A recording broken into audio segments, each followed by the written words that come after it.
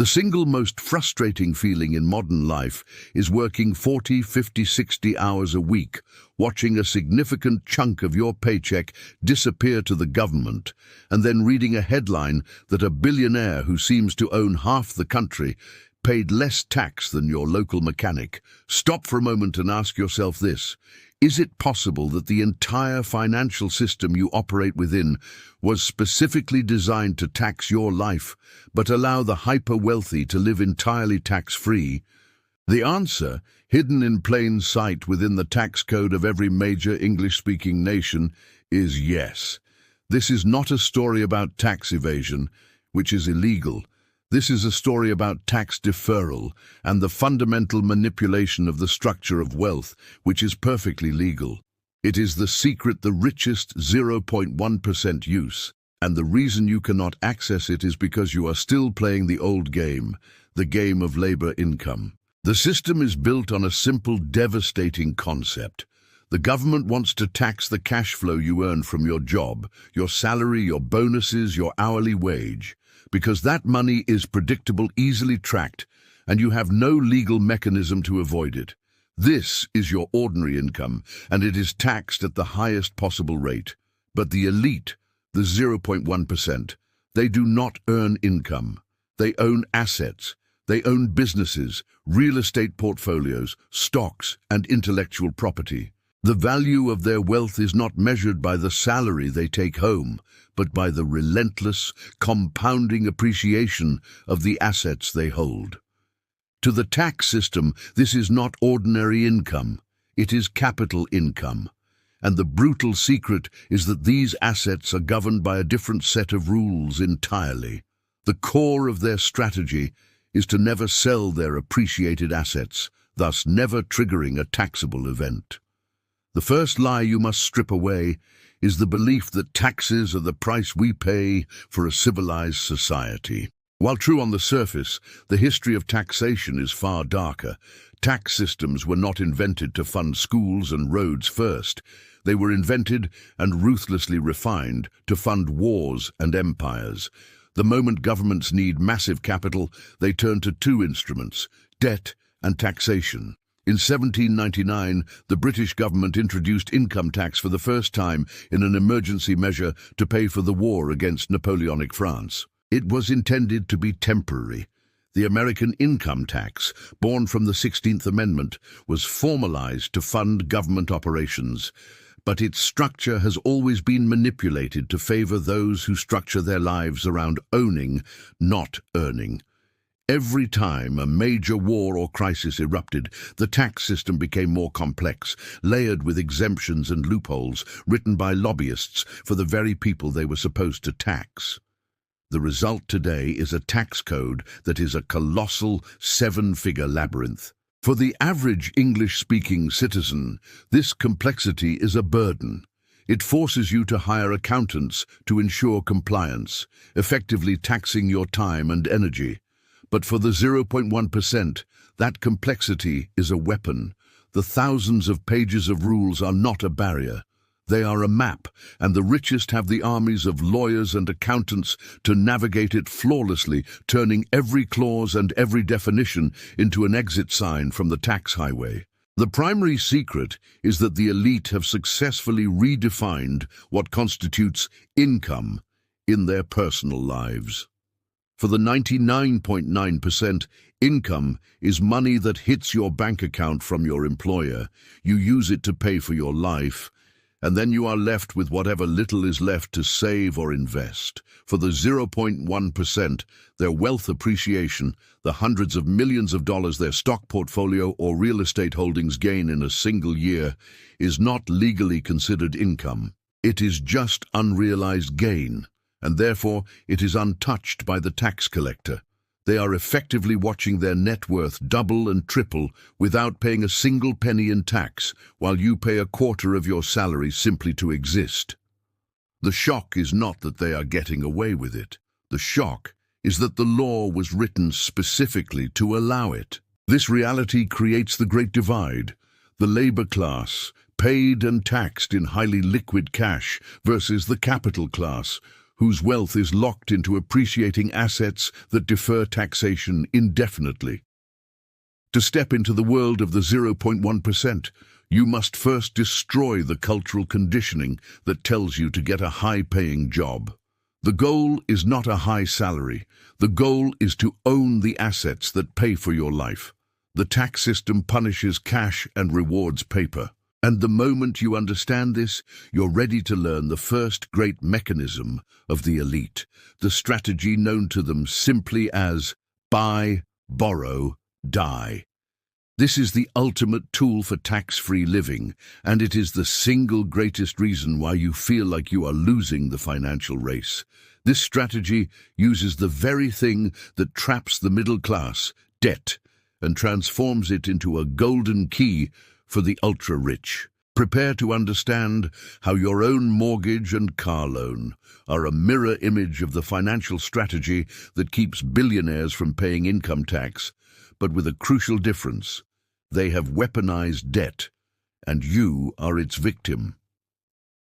The key to unlocking the whole strategy lies in the structure of capital gains tax and a specific provision that is essentially a financial amnesty granted only upon death. In the next part, we will expose the borrow and the die components, revealing the legal mechanisms that ensure the elite can live lavishly without selling their assets, and most importantly, ensure that their gains are never, ever taxed.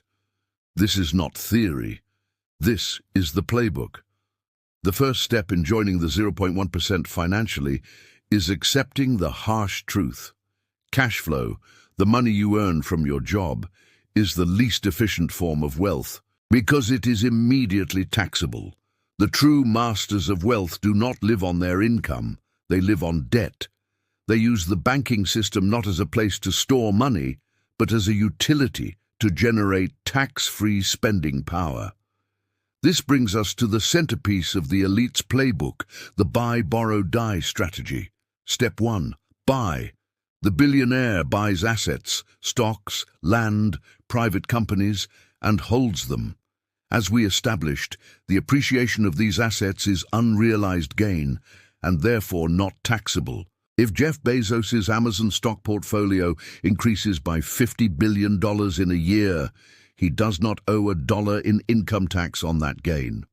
The growth of his wealth is happening in a parallel dimension of the tax code that you, the wage earner, cannot access. Step 2. Borrow.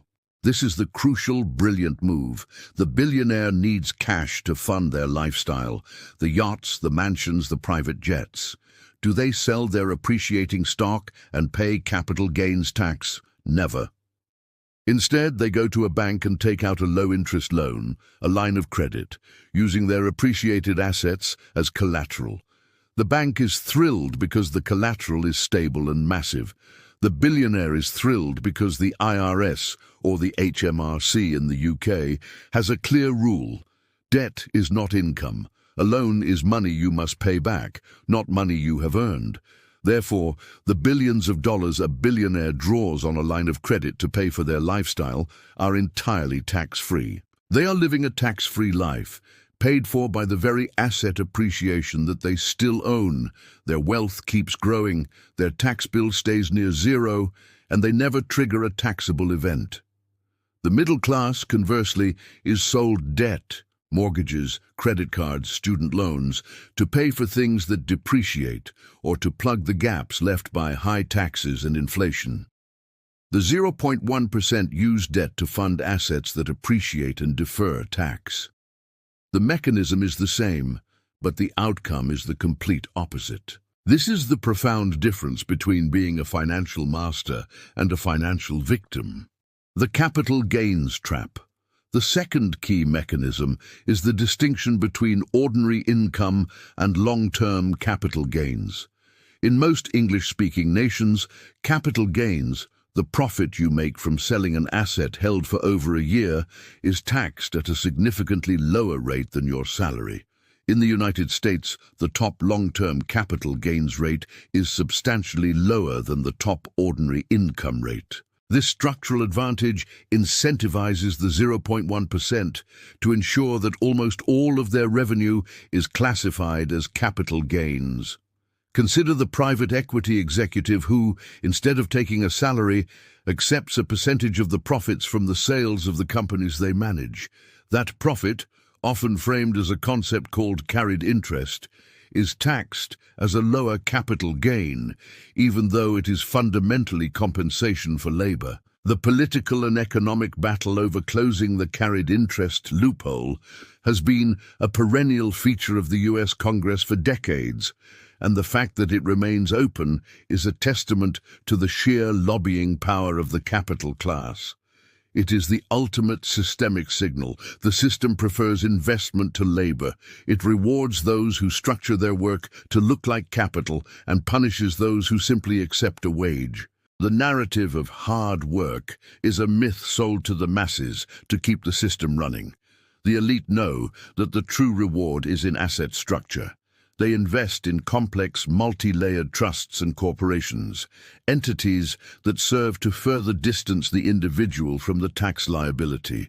The trust, an entity developed centuries ago in English common law, is now a master tool for generational wealth protection. It owns the assets, not the individual. It continues the borrow cycle, allowing tax-free funding for generations, ensuring that the wealth never has to be transferred directly to an individual who might be forced to liquidate and pay tax. The 0.1% are not merely wealthy. They are financial architects. They do not use the tax code. They command it. But the buy and borrow steps, while powerful, only offer deferral. The tax bill is still theoretically waiting, lurking on the balance sheet. This leads us to the final and most absolute secret, the reason the 0.1% can truly consider themselves financially invincible, a secret that ensures the taxman is defeated not just for a year, but permanently. This final mechanism is not a loophole. It is a feature of the modern tax code, a financial amnesty that is only triggered upon death. It is the silent, colossal wealth transfer mechanism that locks in the Great Divide forever. It is the die component of the strategy, and it is the single greatest piece of tax legislation protecting generational wealth in the English-speaking world. We have established the two pillars of tax-free living for the 0.1%. Buy appreciating assets and borrow against them to fund an extravagant lifestyle, ensuring tax deferral. But what happens when the billionaire dies?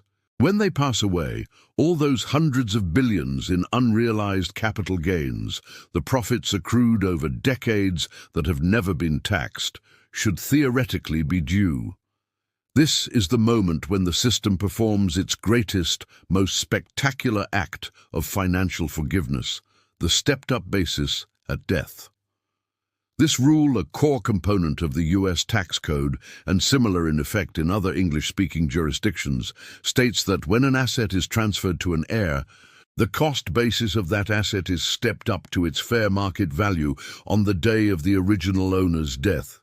Let's break down this financial miracle. Imagine a billionaire bought stock decades ago for $10 million as the cost basis. Upon their death, that stock is now worth $10 billion. If the billionaire had sold it the day before they died, they would have owed capital gains tax on the $999 billion profit. But because they held the asset until death, the heir inherits the stock, and the new cost basis instantly becomes $10 billion. This means that all $9.99 billion of that gain is instantly and permanently wiped clean of any capital gains tax liability. It is as if that massive, decades-long increase in value never happened in the eyes of the tax collector. The heir can immediately sell the stock for $10 billion and pay virtually zero capital gains tax. The deferral has become permanent amnesty. This mechanism is the definitive line between the capital class and the labor class. The wage earner is taxed every year on the income they use to live. The capital class is never taxed on the wealth they accumulate, and is completely forgiven upon death. The system ensures that the vast generational fortunes remain intact, transferring not just wealth, but also the tax-free status of that wealth to the next generation. This is the true meaning of the title, The Tax Secret the Richest, 0.1% Use, and Why You Can't. You cannot use it because you do not have hundreds of millions in unrealized capital gains that you can use as collateral for tax-free loans. You cannot use it because your primary asset is your ability to labor, which is taxed at the highest possible rate, and your gains, your salary, are realized every 2 weeks, immediately triggering a taxable event. The machine learning critique and the political veil. The ML analysis of champion scripts highlights that the emotional climax must not be one of anger at a crime, but of intellectual frustration at a flawed system. The American and British political narrative has long defended this mechanism with the idea that the system needs to prevent the double taxation of wealth, or that this encourages investment. But the true function is to protect the political and economic architecture. The lobbying machine ensures that the politicians who benefit from the system are the ones writing the rules. The ultra-rich are not fighting the system. They are the system.